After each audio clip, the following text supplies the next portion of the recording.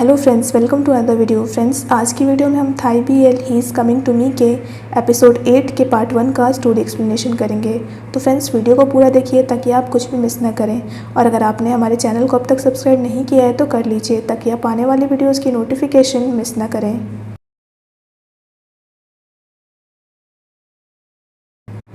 थन की बातें सुनकर फा के ग्रैंडपा बहुत ज़्यादा गुस्सा हो जाते हैं और उसे वहाँ से जाने को कहने लगते हैं।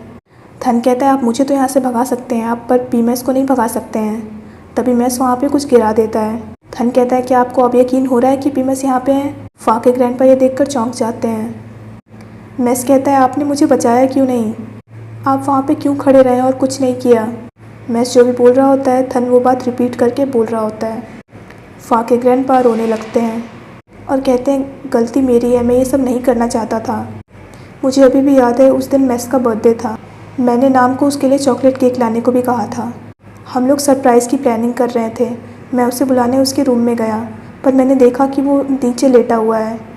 मैं उसे देखकर चौंक गया। मुझे नहीं पता था कि मैं क्या करूं। अगर मैं वहाँ पे वक्त पे पहुँच गया होता तो शायद वो बच गया होता। मुझे भी उस तरह से उसे छोड़ना बुरा लग रहा है। मुझसे गलती हो गई, मुझे माफ़ कर दो, लेकिन मैं मेस से बहुत प्यार करता हूँ। जब मेस जिंदा था तो मैंने उसका ध्यान रखने के लिए सब कुछ किया। तुम चाहो तो नाम से पूछ सकते हो। नाम हाँ कहती है।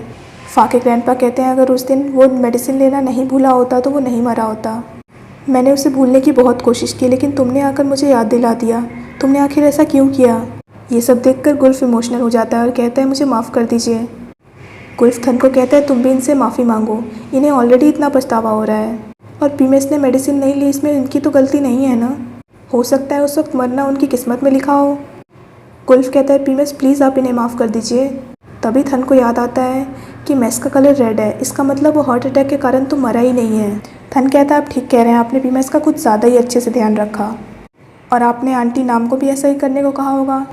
आंटी नाम, आपको तो वो दिन याद होगा ना? नाम कहती है, मैं ही मेस के लिए सब कुछ करती थी, मुझे अच्छे से याद है, मैंने कोई भी गलती नहीं की है। थन कहता है, क्या उस दिन कुछ अजीब हुआ था? नाम कहती है, ऐसा तो कुछ नहीं हुआ था, मुझे अच्छे से याद है, डॉग मेडिसिन दी थी। थन कहता है, आपको कैसे पता कि वो नई मेडिसिन थी?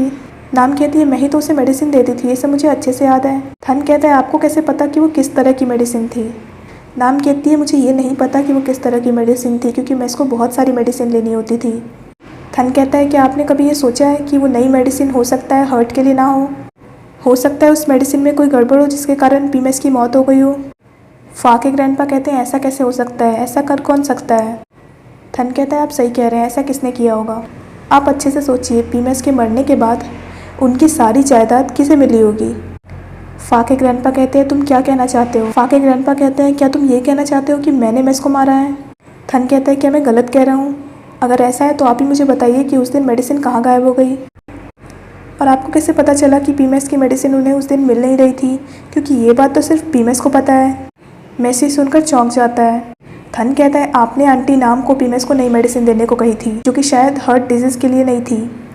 उसके कारण पीमेस को अटैक आ गया, लेकिन आपने पीमेस की मेडिसिन हटा दी थी, जिसके कारण पीमेस को वक्त पे मेडिसिन नहीं मिली और वो वहीं पर मर गए और आपने उन्हें मरते हुए देखा। ऑफकोर्स जिस तरह से उनकी मौत हुई, सबको तो यही लगेगा ना कि उन्हें हार्ट अटैक आया था।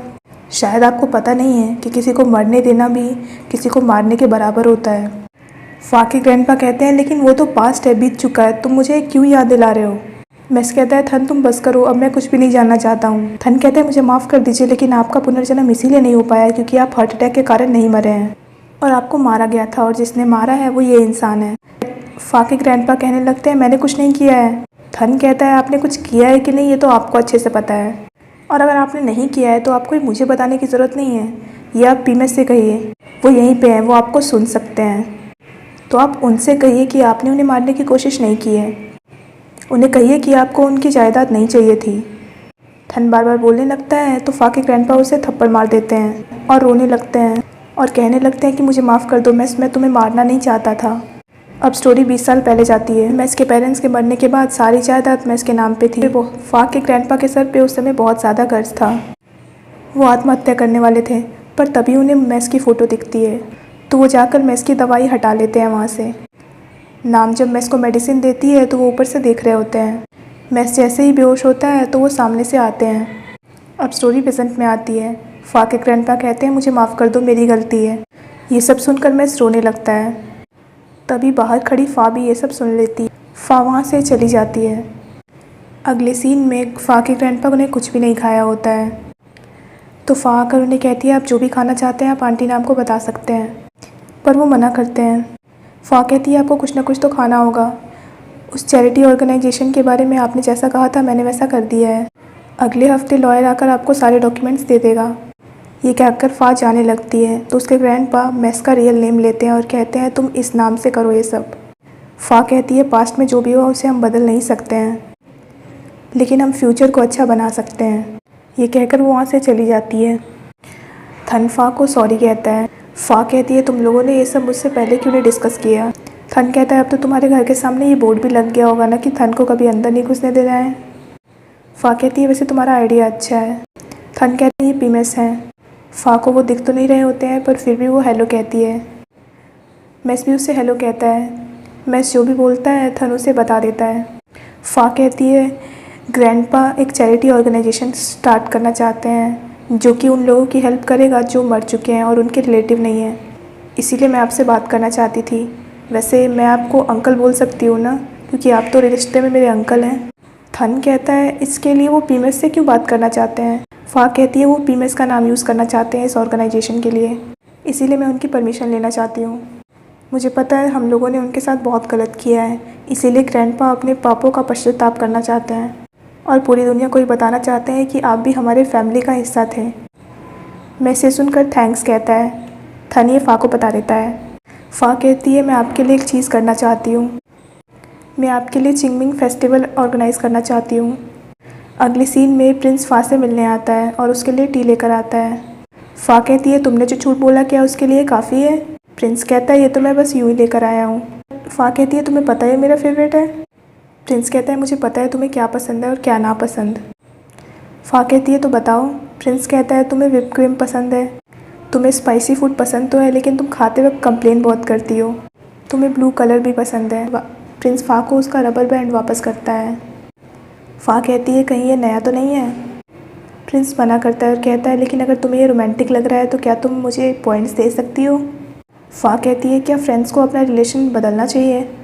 प्रिंस कहता है 90% लवर्स पहले फ्रेंड होते हैं। फ़ा कहती है तुम्हें कैसे पता। प्रिंस कहता है मुझे इंटरनेट से पता चला। वो लोग जब धार्मिक स्थान पे गए थे तो प्रिंस को जो कार्ड मिला था प्रिंस वो निकालता है, उसका भी नंबर फ़ा के नंबर की तरह 21 था। फ़ा ये देख कर चौंक जाती है और स्माइल करती है। प्रिंस कहता है क्या मेरे पास कोई चांस है, मैं तुम्हें सच में लाइक करता हूँ।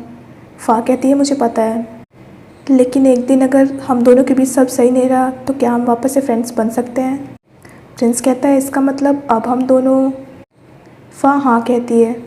प्रिंस खुश हो जाता है। प्रिंस अपना हाथ आगे बढ़ाता है तो फ़ा अपना हाथ उस पर रख देती है। दोनों स्माइल करते हैं। दोनों फेसबुक पे अपना रिलेशनशिप स्टेटस चेंज कर देते हैं। ये देखकर थन स्माइल करता है। मैस कहता है तुम अपने फ़ोन को देखकर स्माइल क्यों कर रहे हो। थन कहता है प्रिंस और फ़ा डेट कर रहे हैं, ये देखकर मुझे बहुत खुशी हो रही है। मैस कहता है इससे बड़ी प्रॉब्लम तो ये है कि अब हम दोनों एक दूसरे को टच नहीं कर सकते हैं। थन कहता है क्यों ना हम फिर से ट्राई करें। दोनों ट्राई करने के लिए अपना अपना हाथ आगे बढ़ाते हैं। तभी वहाँ पर गुल्फ आता है और कहता है कहाँ पे हो तुम थन। ऊपर से थन कहता है मैं यहाँ पे हूँ। गुल्फ कहता है मुझे पता था तुम मुझे यहीं मिलोगे। थन कहता है तुम इतने खुश क्यों, क्या तुमने लॉटरी जीत ली। गुल्फ कहता है तुम कुछ ऐसा ही समझो। दोनों मस्ती मजाक करने लगते हैं। गुल्फ कहता है पीमेस कहाँ पे है। थन कहता है वो तुम्हारे सामने चेयर पे बैठे हुए हैं। गुल्फ चेयर के सामने कहता है पीमेस थैंक यू सो मच। ऊपर से थन कहता है तुम्हें उन्हें हक करना चाहिए। गुल्फ हक करने की एक्टिंग करने लगता है। ये सब देख कर थन स्माइल करने लगता है। गुल्फ कहता है कोई बात नहीं, मैं उन्हें हक तो नहीं कर पा रहा हूँ पर मैं उनसे बहुत प्यार करता हूँ। अगले सीन में थन और मैस घूम रहे होते हैं। वो लोग अपना टाइम नॉर्मली बिताने लगते हैं हमेशा की तरह। अगले सीन में थन मैस से कहता है मुझे नहीं पता कि आपके बिना मेरी लाइफ कैसी होगी। मैस कहता है जैसी मुझसे मिलने से पहले थी। थन कहता है लेकिन मुझे ये वाली लाइफ ज़्यादा अच्छी लग रही है। मैस कहता है मुझे भी यही पसंद है। मुझे बहुत दुख हो रहा है कि मैं इतनी जल्दी मर गया, लेकिन थोड़ी खुशी भी हो रही है कि अगर मैं मरा नहीं होता तो मैं तुमसे जब मिलता तो बुढ़ा हो चुका होता और फिर हमारे पास मिलने का चांस नहीं होता। थन कहता है हमारे पास ज़रूर चांस होता, मैं ह्यूमन हूँ और आप होस्ट है, तब तो हम मिल चुके हैं, तो तब भी हम मिल जाते हैं। थन कहता है अगर आप डिसाइड कर पाते तो आप लड़का बनते हैं लड़की। मैस कहता है ये इम्पोर्टेंट नहीं है। मैस कहता है कितनी अजीब बात है, पुनर्जन्म के लिए मैंने क्या क्या नहीं किया, लेकिन जब मेरे पुनर्जन्म का वक्त नज़दीक आ गया तो अब मैं जाना नहीं चाहता हूँ, मुझे पछतावा हो रहा है। थन कहता है मैं आपको कभी भी नहीं भूलूंगा, मैं आपसे प्रॉमिस करता हूँ।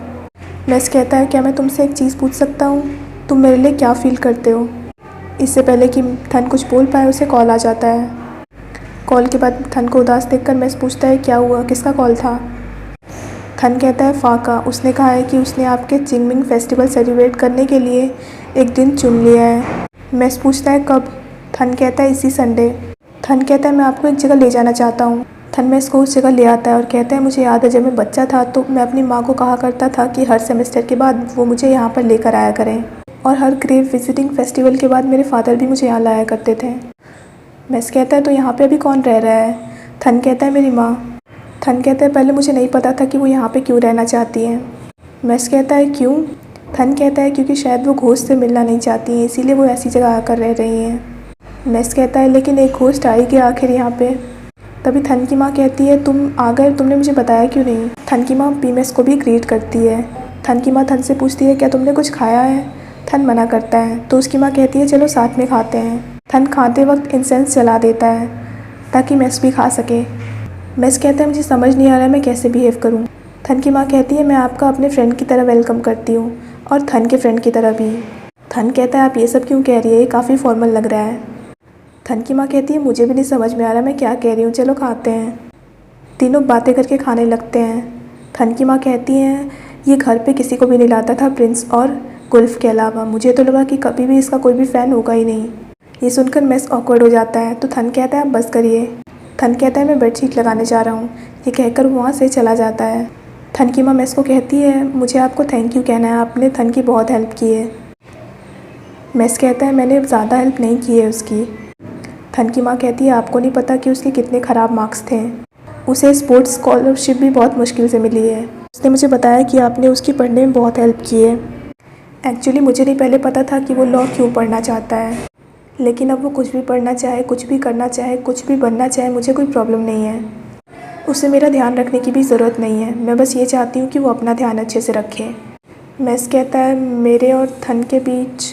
थन की माँ कहती है कोई बात नहीं, आपको मुझे बताने की ज़रूरत नहीं है, मुझे पता है कि फीलिंग्स को रोकना मुश्किल है, मुझे पूरा यकीन है कि जो भी होता है भले के लिए होता है।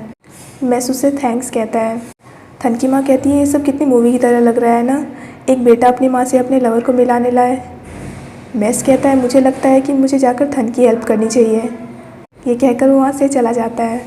थन की माँ स्माइल करती है। अगले सीन में मैस थन के रूम में होता है और उसकी बचपन की फ़ोटोज़ देख रहा होता है।